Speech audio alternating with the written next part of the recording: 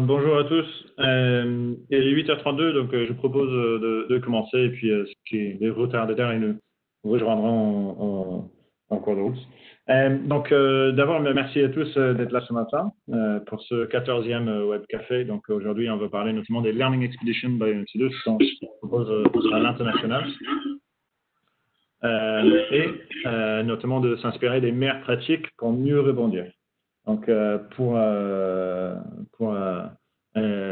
juste vous donner une idée du déroulé, donc je vais juste rapidement présenter les concepts en 2 secondes, et puis on va passer tout de suite à des témoignages d'explorateurs. Donc, on a Loïc Angers de Bene Solutions qui va nous parler de son expérience à Seattle en 2017. Et on a Jean-Baptiste Berneco de IDEA Group qui va nous parler de son expérience à Hambourg en 2019. Donc, juste avant de leur passer la parole, parce que c'est beaucoup plus intéressant ce qu'eux ils vont vous expliquer, je vais juste faire un petit introduction sur qu'est-ce que une expedition. C'est donc le concept. Donc, avant tout, c'est une semaine immersive, donc pour aller découvrir des écosystèmes innovants. C'est une semaine qui sert pour s'inspirer des meilleures pratiques ailleurs, de challenger un peu ces idées reçues. C'est une semaine qui vise à faire des rencontres fertiles, donc à la fois avec des gens à l'international qu'on va rencontrer, mais également au sein de la délégation, mieux se connaître au sein de MC2. C'est un vrai travail qu'on fait lors de la semaine. Et puis, c'est vraiment une semaine qui est rythmée par des visites de sites industriels pour voir des use cases innovants et pour parler avec les industriels de ce qui leur rend fiers, peut-être quelques échecs qui l'ont frustré. C'est de voir des startups innovants et d'essayer de comprendre les technologies qu'ils proposent et les innovations qu'ils proposent. Mais c'est aussi des workshops et des ateliers de créativité avec l'ensemble des délégations, donc, pour travailler sur des projets propres à chaque entreprise, mais également des projets collectifs. Et puis également au niveau du pôle pour mieux comprendre les écosystèmes innovants dans d'autres pays. Et puis c'est vraiment, on veut que ce soit une semaine pour prendre du recul, donc pour vraiment explorer de nouveaux modèles et puis définir de nouvelles stratégies d'innovation pour son entreprise. Donc, c'est vraiment une semaine à part entière et une expérience, on le veut vraiment, une expérience pour les gens qui participent. Et c'est donc qui est, je dirais, plutôt sur mesure parce que finalement, les programmes, les visites qu'on va faire, ils vont être quelque part dictés aussi par l'organisation. On va essayer, notamment sur les qu'on a organisé pour l'instant, vraiment de viser des sujets qui sont à la pointe du numérique et du manufacturing pour parler de la transformation digitale, mais vraiment comment déployer des outils numériques au sein de l'usine. Et puis un accompagnement personnalisé pour les participants parce qu'on fait des réunions au préalable, on fait des réunions, on travaille chacun des projets propres pendant les différentes missions. Et puis également par la suite, on essaye d'accompagner ceux qui ont des projets concrets à monter au sein de leur entreprise.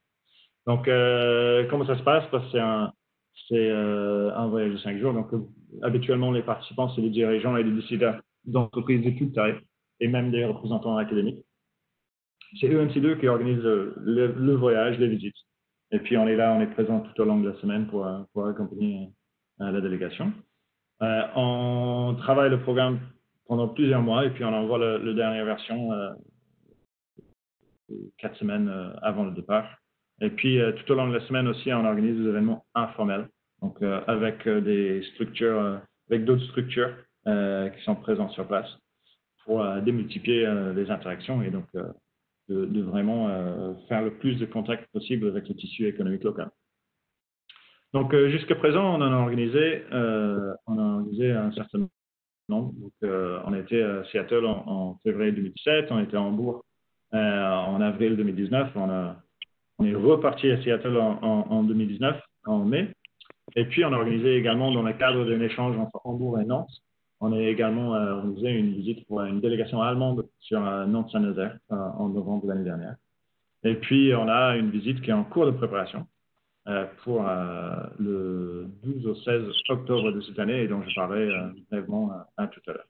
Donc, sans tarder, j'aimerais passer la parole à Loïc Angers de Bene Solutions qui va nous témoigner de son expérience et son ressenti de la visite à Seattle en 2017.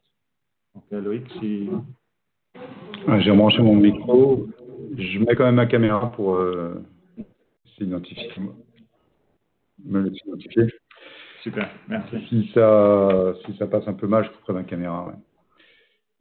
Je pense que tout le monde m'entend. Tu veux que je fasse d'abord une présentation d'entreprise en quelques mots? Je pense que c'est le slide d'après. Voilà. Donc, juste pour vous présenter, pour ceux qui ne me connaissent pas, j'ai vu dans les noms là qu'il y a un certain nombre d'entre vous qui me connaissent. Enfin, on se fréquente assez régulièrement. Donc, en quelques mots, Bene Solutions, on est sur une entreprise qui fait 14 millions d'euros de chiffre d'affaires, qui fait aujourd'hui 100 personnes. On est sur deux métiers chez nous. On a un premier métier qui est un métier d'usineur et d'assembleur. Donc là, on est plutôt sur les besoins produits de nos clients, sachant que chez nous, on travaille uniquement en pièces unitaires et petites séries.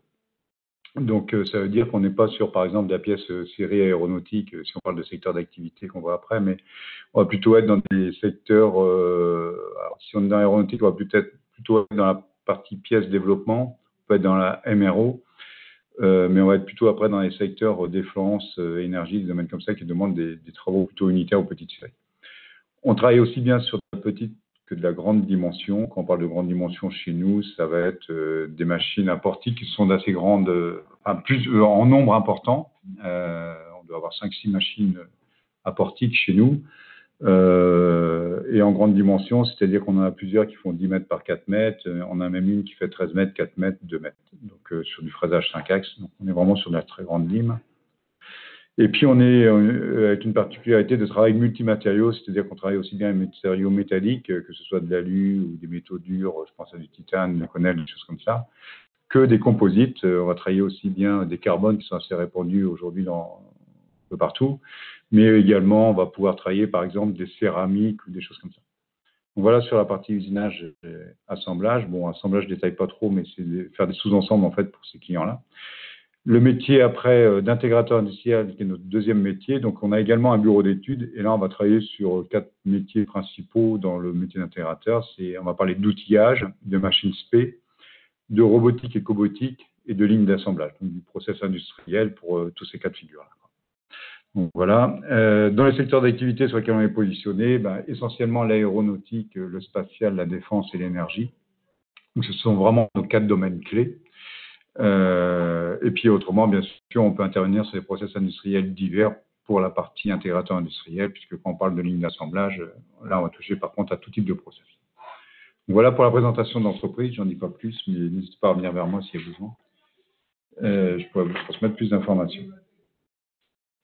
Donc, je ne sais pas si tu prends la main pour présenter qui était, ou je ne sais pas, tu as différentes pages, Fergus, je ne sais pas si... Pas particulièrement, mais juste pour les entreprises dans l'espace avec on avait Multiplast, Divem, Stelly Aerospace, Omega System, Airbus, Polytechnique, Productis, Ecobo, Obexton, Bene Mécanique, enfin Bene Solutions, 4-6, GoBio, Europe Technologies, et puis Creative en bas derrière, et puis on avait des représentants de notre métropole et également du coup de ENCD. Voilà, petite remarque quand même, Fergus, sur Bene Mécanique, je vais en parler après, parce qu'à l'époque, l'entreprise qu'on est parti à Seattle en 2017, elle devait encore s'appeler Bene Mécanique.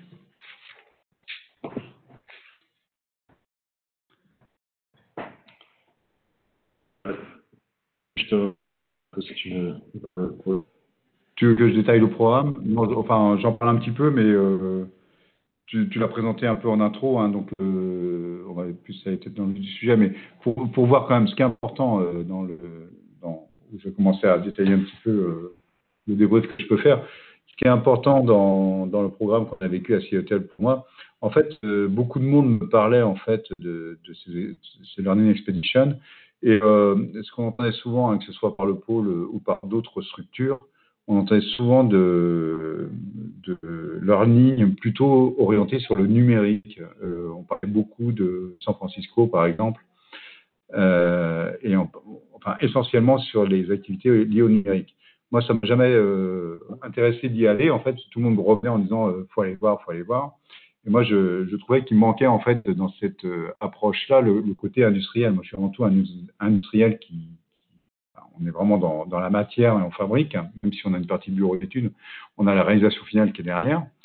Donc, je dirais qu'aller voir une structure, faire du learning que pour du numérique, ça ne m'intéressait pas forcément, quoi.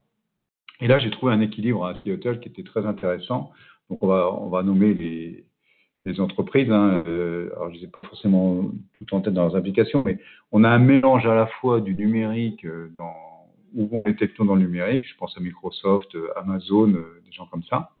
Et en parallèle de ça, on a aussi des entreprises très industrielles, puisqu'on a bien sûr Boeing, c'est Seattle, hein.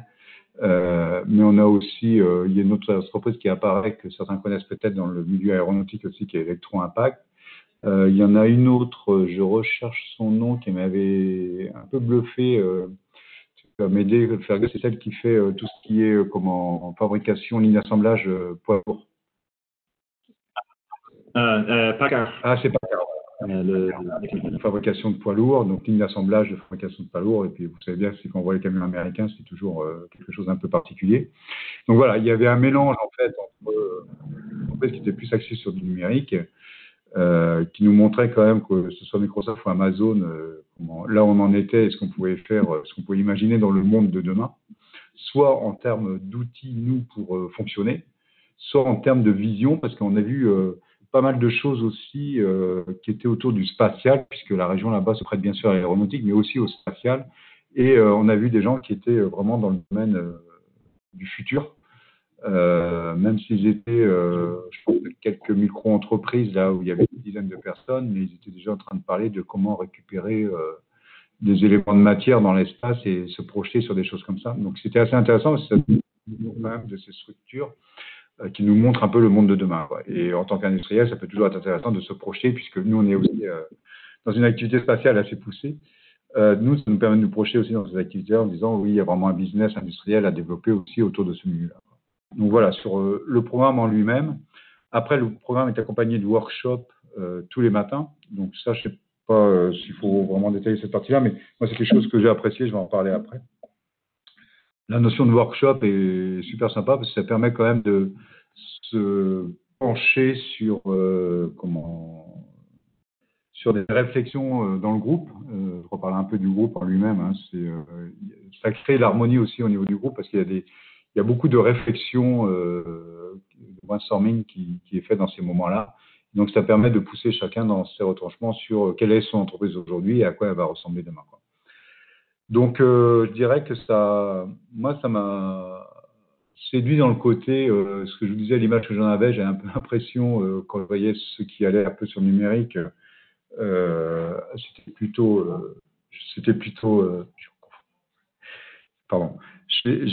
sur une vision, bon, on va faire une semaine touristique, on va voir des choses, ça va être sympa, mais est-ce que ça va vraiment m'apporter pour mon entreprise, c'est pas sûr. Donc là, dans le programme qu'on a eu, bien sûr, c'était une approche différente, aussi bien sur ce qu'on a vu comme entreprise, mais aussi dans la vue du groupe qu'on a eu. Donc, en quelques mots, là, sur la partie débrief, ce que j'ai compris là-bas, on va reprendre les items les uns après les autres, hein. Donc, moi, ce que j'ai vu là-bas, c'est une approche US très business. Alors, si je vous dis ça, bien sûr, tout le monde est OK avec ça. On est plutôt là-bas pour vendre que pour développer de la techno, alors que nous, en Europe, particulièrement en France, on est presque plus dans ce monde industriel à se dire j'essaye de développer la techno la plus perfectible possible, et après je verrai bien si je la vends, quoi. Donc ça c'est connu, hein, on fonctionne comme ça, mais c'est bien, ça fait du bien d'aller voir des entreprises qui fonctionnent, un état d'esprit US qu'on retrouve comme ça, qui est très orienté business, on le voit partout. Tout est très marketé, même quand je parlais par exemple de la ligne de production poids lourd, ça peut paraître complètement bénin, mais ils savent vendre un poids lourd. Enfin, c'est un peu bluffant le marketing qu'ils peuvent mettre autour. On a envie ils donnent vraiment envie d'acheter leurs produits, quoi. Sans parler forcément de la techno qui est derrière, quoi. Ce que j'ai compris aussi, c'est investir dans le juste nécessaire, c'est-à-dire que dans la tech, souvent, ce qu'on regarde dans des structures comme les nôtres dans le monde industriel, je vais pas dire, je vais avoir je présentais mon parc machine tout à l'heure, je disais que j'avais des grosses machines. Mais on serait limite à se dire, j'ai la plus grosse machine, et puis, par contre, j'ai pas de boulot dessus, ben, forcément, c'est pas forcément, elle n'est pas utilisée à à pleine charge. Donc, eux ne vont pas être du tout dans ce raisonnement-là, bien sûr. J'ai besoin d'investir, j'investis. Si j'ai pas besoin, je fais pas. Mais ils sont très tranchants, en fait, sur leur business plan, je pense aussi sur la partie invest. Ensuite, si on passe en dessous, ce qui m'a séduit, donc je commençais à vous parler des workshops. En effet, le matin, en plus, on a des décalage horaire qui étaient plutôt sympas là-bas. Si tu te souviens, à Fergus, on était très matinaux, y compris à la salle de sport. On se retrouvait des fois à 5h du matin là-bas. Le workshop commençait à 6h ou 7h, je ne sais plus. Enfin, c'était très matinal, mais ça allait bien avec le décalage horaire, dans le bon sens dans ce sens-là.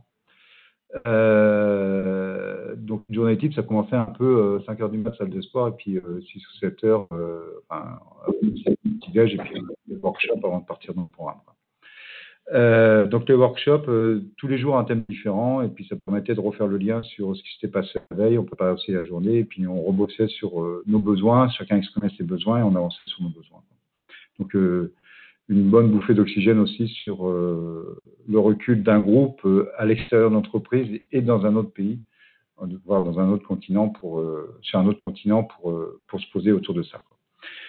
Ce qui m'a séduit aussi, c'est la densité du programme, c'est-à-dire qu'on n'y allait pas non plus pour une visite par jour, on était plutôt sur un côté, on commençait le workshop le matin et on était plutôt sur une base de 3 à 4 visites par jour. Donc vous imaginez, il faut l'organiser, hein, on est quand même à Seattle, les transports ne sont pas si évidents que ça, mais c'était hyper timé. Donc, comment ça, c'était super intéressant parce qu'on n'y va pas pour voir une entreprise par jour, quoi. Ça, et puis il y avait même, j'en ai pas parlé pour l'instant, mais il y avait aussi des rencontres, je pense, avec, entre autres, alors je ne sais plus si on dit la chambre de commerce, oui, on utilise le terme chambre de commerce là-bas, qui nous organisait événement le soir avec des rencontres, on va dire, plutôt des relations pour faire des liens entre les deux pays, quoi. Donc tous les soirs aussi, on avait des rencontres comme ça. Donc ça, cette densité de programme m'a beaucoup séduit.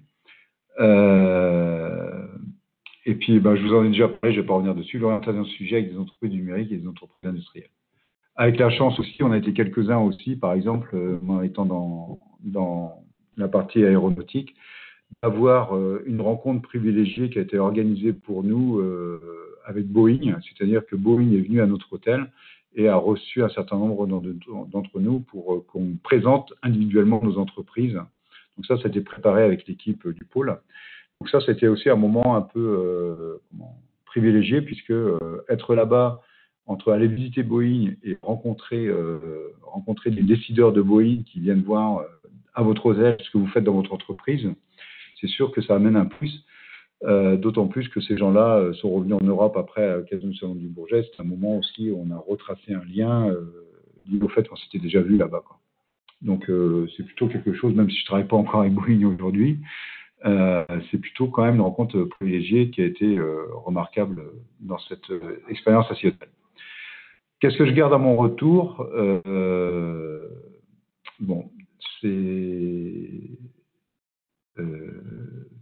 comment l'approche, quand je suis allé là-bas, en fait, j'avais un certain nombre de questionnements au niveau de l'entreprise. Je ne vous cache pas que j'étais même dans une situation un peu délicate vis-à-vis de l'entreprise, puisqu'on se cherchait à ce moment-là sur différents métiers.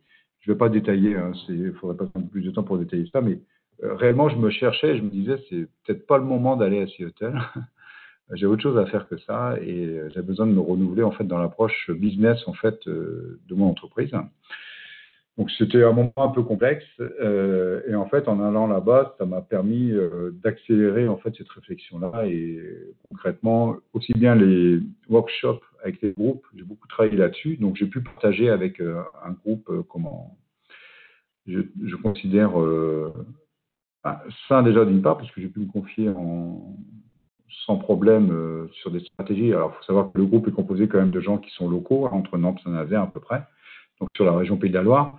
Donc, se confier à ces personnes-là, là-bas, sur ce que je fais dans la stratégie de mon entreprise, sachant qu'on va se retrouver quand même voisins au retour. C'est pas forcément des choses. Ces choses ont tendance à garder en discrétion tant qu'elles sont pas vraiment décidées. Et là, j'ai eu une approche plutôt sympa sur le côté, une capacité à échanger en toute confiance avec le groupe. Donc, ça m'a aidé à me remettre en cause et accélérer en fait ma démarche de remise en cause de l'entreprise. Donc, je reviens justement sur le deuxième point qui est de ce que j'ai gardé à mon retour, c'est des rencontres par les visites aussi, mais également par le groupe avec un affaire réseau sympa. Donc, c'est ce que je vous détaille là, c'est-à-dire qu'il faut bien sûr garder de cette expédition, de cette learning, on y va bien sûr pour ce qu'on va voir là-bas, mais il ne faut pas oublier qu'un second point qui est important, c'est que le groupe n'est pas négligeable en taille, en diversité d'entreprises aussi. Et que, mine de rien, de partir une semaine en groupe, ça sous-entend qu'on tisse des liens, bien sûr, et que c'est toujours des opportunités aussi, alors je dis pas forcément directement sur une activité business au retour, mais c'est quand même des liens qu'on va garder, puisque la rencontre faite sous forme d'une learning crée des liens qui sont quand même complètement différents d'une rencontre qu'on peut faire, je sais pas, à une AG par exemple du pôle, pour rester au niveau du pôle. On va rencontrer personne, toujours content de les rencontrer, mais la condition de l'échange n'est pas la même et l'intimité, on va dire, de la relation n'est pas la même non plus au bout d'une semaine passée ensemble sur une learning. Donc, c'est pas négligeable de voir un peu de prendre du temps aussi à échanger avec les autres entreprises du groupe, même si c'est des entreprises, des fois, qui sont pour certaines bien sûr proches de notre activité, mais pour d'autres qui peuvent être un peu plus lointaines. Je suis obligé de juste te demander d'accélérer un petit peu parce qu'on est vraiment cherché au niveau du timing. C'est vrai qu'il y a une autre personne derrière. Oh, pardon. Je conclue alors. Bon, revoir ma stratégie, mon offre commerciale, ça je vous l'ai déjà dit dans l'approche de la réflexion que j'avais. Changer de nom d'entreprise, en fait, je n'étais pas parti pour changer de nom. Et puis pour finir, l'approche IS très business de Béné Mécanique, on est devenu Béné Solutions, avec le Béné BENE pour bonne solution. Donc voilà, donc j'ai bougé vraiment directement derrière puisque dès le mois de juin, après le retour de la learning, on a déjà activé ces changements-là. Donc voilà, je m'arrête là. Je laisse Fabien, je ne sais pas, je pense qu'on doit remettre. C'est quelqu'un d'autre? Oui, on va voir Jean-Baptiste du coup qui va intervenir maintenant et puis on aura peut-être quelques questions à la fin. Okay. Désolé pour. Ok. Il n'y a pas de souci, C'était très très intéressant et c'est ça qu'on partage. Donc non, avec plaisir. Merci. Donc Jean-Baptiste, si tu. Bonjour tout le monde. Écoute, du coup, je fais plutôt en format rapide et assez rapidement sur le dernier slide, mais l'idée c'est que tu aies quand même 5 minutes pour parler de la prochaine learning. Donc aussi. Ouais, voilà, c'est ça. Donc comme il reste plus que 5 minutes, juste donc IDEA, c'est un acteur de la logistique, on est indépendant, on se développe assez vite, on fait des croissances à 2 chiffres depuis 10 ans, on est à 160 millions d'euros de chiffre d'affaires et on est sur tous les secteurs que vous voyez à l'image. Et nous, on est sur du métier de logisticien, cariste, pompier, chauffeur, acteur portuaire et caissier en bateau. Donc, c'est le slide suivant, si tu veux bien. Donc, comme Loïc, ce qui nous a nourri, c'est la diversité des terrains de visiter, avec à la fois des gros industriels, des entreprises plutôt affichées comme étant tournées vers l'avenir, mais aussi des entreprises de tradition quand on regarde le stade Wilson, des métiers de MRO, de maintenance. C'était quelque chose des gens qui sont très axés produits, d'autres plus process, et surtout aussi du lien avec la structuration régionale du land, avec des centres de recherche et un dîner avec des membres du gouvernement de Land. Et ça me donne un angle de vue différent sur la façon qu'utilise ce territoire pour se développer. Ce territoire qui ressemble beaucoup au nôtre. Si on peut passer au slide suivant, Fergus. Donc, une équipe très, très diversifiée avec à la fois, si on prend la situation bien, à la fois des clients, Airbus, donc ça donne un autre registre de discussion. Des gens qui sont totalement en dehors de nos registres habituels, si je prends le cas du patron de parade, donc les parties chaussures de sécurité du groupe ERAM, mais pour autant, justement, c'est le fait que bon, ça, c'est des registres complètement différents. Ça a été une des personnes avec lesquelles j'ai eu des échanges les plus riches, et là, on est en train de prototyper quelque chose sur une de nos plateformes logistiques. Donc, ça déclenche des choses.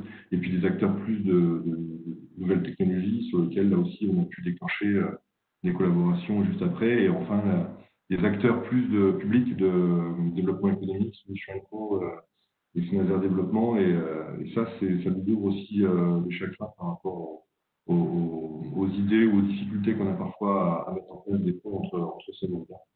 Tout ça sous l'effet géo de MC2 qui est quand même extraordinaire. C'est vraiment un travail colossal et c'est très fluide. Donc sur la conclusion, donc on était en Allemagne, on est sur quelque chose qui ressemble à Saint-Nazaire en version germanique, avec vraiment au bord de l'océan. On voit à l'allemande tout de suite des sujets où on parle plutôt à 5 ans et plutôt sur des budgets en dizaines de millions d'euros, donc des effets d'échelle qui sont vraiment pas du tout les mêmes que nous. L'argent n'est pas trop le sujet dans le sens où à partir du moment où les attelages sont correctement montés avec de l'investissement public, de l'investissement privé, une cohérence avec l'enjeu à 5 ans, ils ont une capacité à annoncer des programmes avec des puissances fortes assez importantes.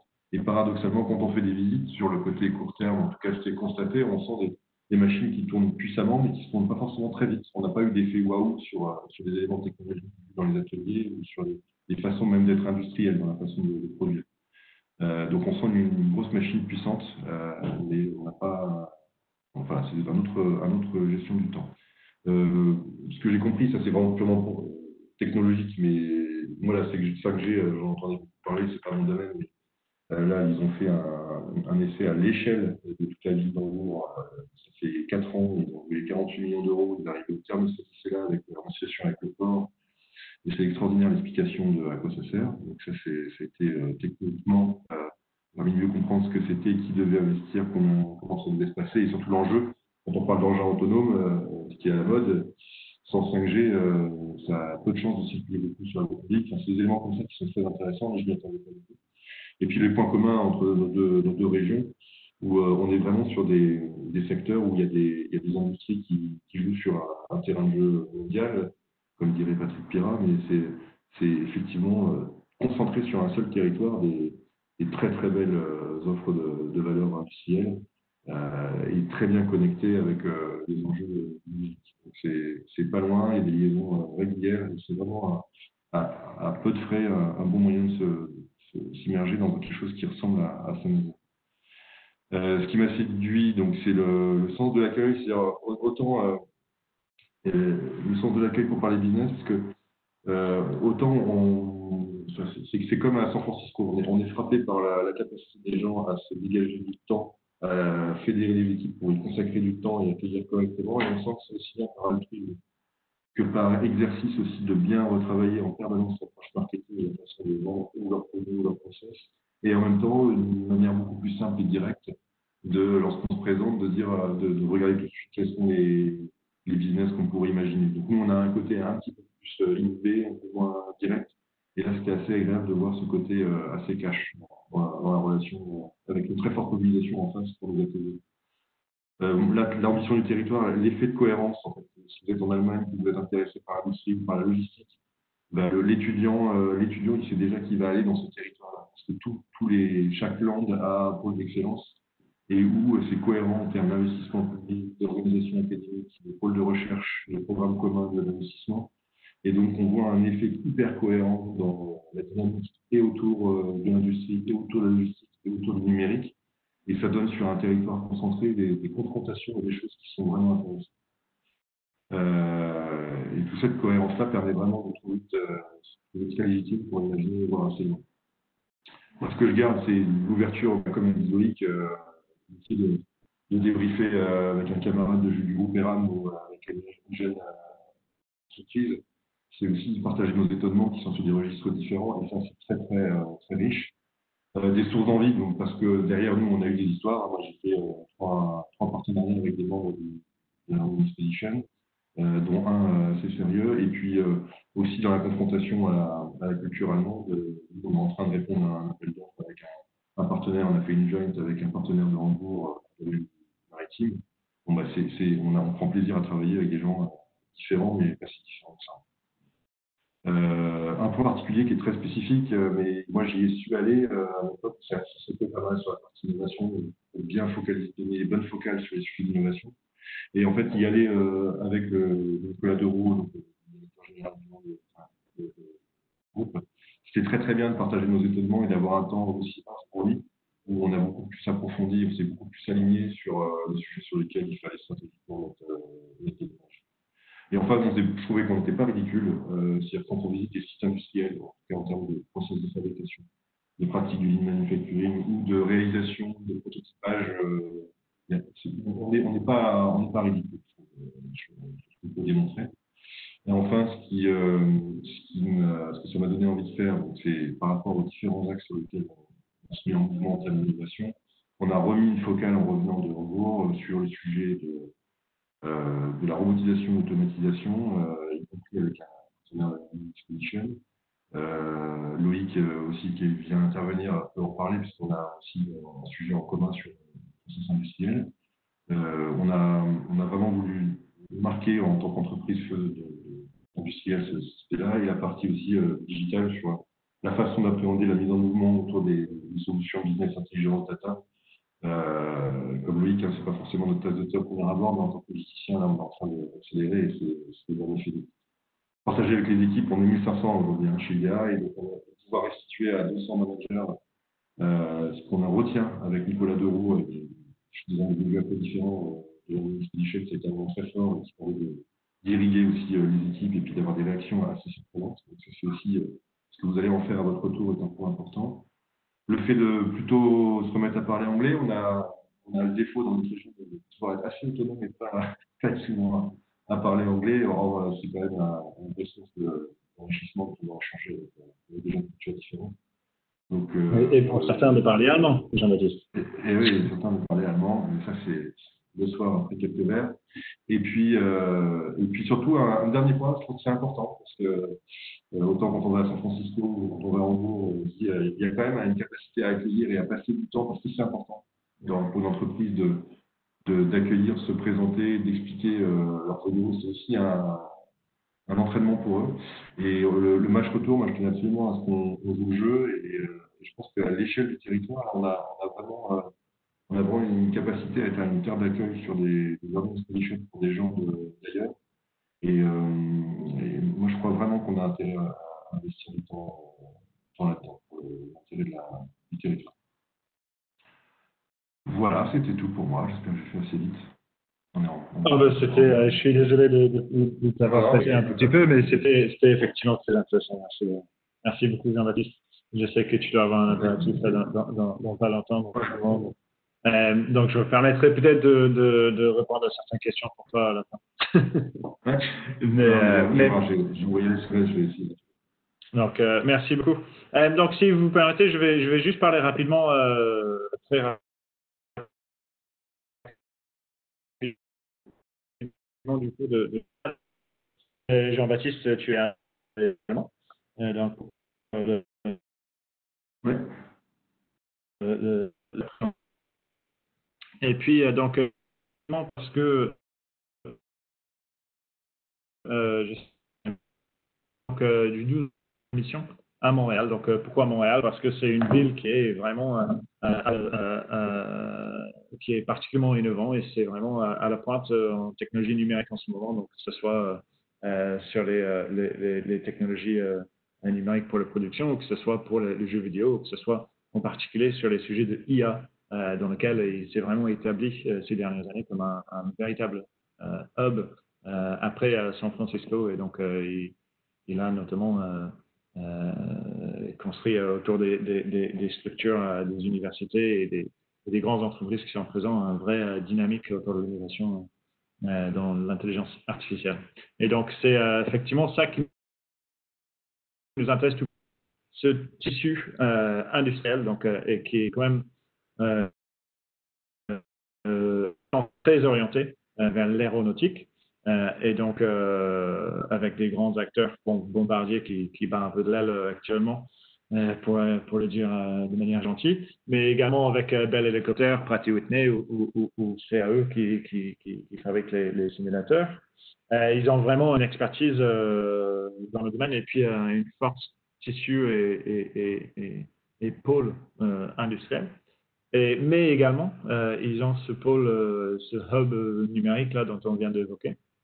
Et en fait, nous, ce qu'on veut vraiment explorer, c'est la croisée entre les deux. Donc, c'est voir comment ils interagissent, comment les grands industriels ils ont mis en place des use cases, des partenariats, des technologies clés avec ces acteurs du numérique. Donc, on a prévu un certain nombre de visites qui sont plus ou moins confirmées, mais on a toujours la possibilité d'en ajouter. Et on a d'autres avec qui on est également en contact. Mais on prévoit de visiter pour l'instant donc 3M, Bell Helicopter, donc l'école de technologie supérieure, Genic, qui est une PME industrielle, solution industrielle. On a Ivado, qui est une structure qui organise, qui fédère un grand nombre d'acteurs de l'intelligence artificielle. Donc un peu un pôle, quelque part un pôle de collectivité, puisqu'ils ont des membres académiques et des membres industriels et des membres plutôt type start-up. Donc, Imagia, qui est très orienté dans l'imagerie, l'intelligence artificielle pour l'imagerie. Kinova, qui fait de la robotique ultra léger. Pratt & Whitney, donc, c'est simplement Triac. Triac, c'est une structure, c'est le centre de recherche industriel pour l'aéronautique au Québec. Donc, le Prima, qui est le même structure, mais orienté pour les matériaux. On a Element AI qui se distingue comme leader mondial sur les outils d'intelligence artificielle pour la production. On a le CFU de Montréal qui met en place divers use cases extrêmement intéressants sur l'intelligence artificielle et puis les DI additives sur l'IA et le fabrication additive. Et puis également Ubisoft. Et le but avec Ubisoft, c'est plus de parler de ce qui touche à l'IHM et les simulations et l'évaluation. Et vraiment ces notions futures de digital twin, parce qu'eux, ils développent des jeux vidéo, mais il y a un certain nombre de technologies qui sont évidemment intéressant pour l'industrie. Donc, la particularité du fait qu'on traverse une crise sanitaire qui est inédite, donc on a mis en place un certain nombre de conditions pour assouplir l'engagement et pour assouplir la participation à l'événement. Donc, le tarif 4002, il comprend justement tous les frais, donc de hôtel, restauration, tout ce qui est transport, etc. sur place. Vous n'avez rien à payer sur place. Par contre, il n'inclut pas le billet d'avion et puis éventuellement l'assurance de votre entreprise. Donc, comme je disais, on a assoupli un tout petit peu. On traverse une période qui est vraiment inédite. Donc, pour justement s'assurer jusqu'au dernier moment qu'on va pouvoir partir à l'esprit tranquille. Donc, on va laisser les possibilités d'annuler pour les participants et ils sont faits jusqu'au 12 septembre. Et puis, éventuellement, la possibilité pour le pôle de reporter le Learning Expedition si vraiment les restrictions de mouvement liées à la crise ne sont pas levées d'ici là, on peut imaginer un report de la mission. Et puis, on laissera les gens également la possibilité de se désinscrire si besoin par la suite.